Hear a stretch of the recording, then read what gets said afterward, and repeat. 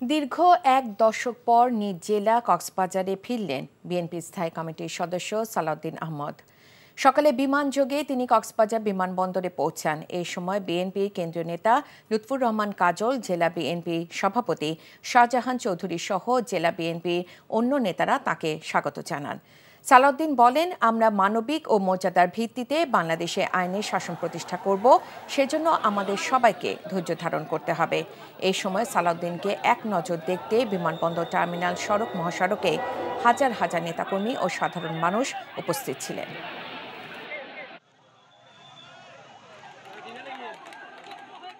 প্রায় 10 বছর পর আমি আমার জন্মস্থান কক্সবাজার জেলায় অবতরণ করলাম। শত সহস্র শহীদের রক্তের বিনিময়ে যে রক্তস্নাত বাংলাদেশ আমরা পেয়েছি, সেই বাংলাদেশে যে বিপ্লব সংগঠিত হয়েছে ছাত্র জনতার আত্মদানের মধ্য দিয়ে, আমাদের অঙ্গীকার, আমাদের প্রতিশ্রুতি, শহীদের স্বপ্নের বাংলাদেশ আমরা গড়ে তুলব ইনশাআল্লাহ।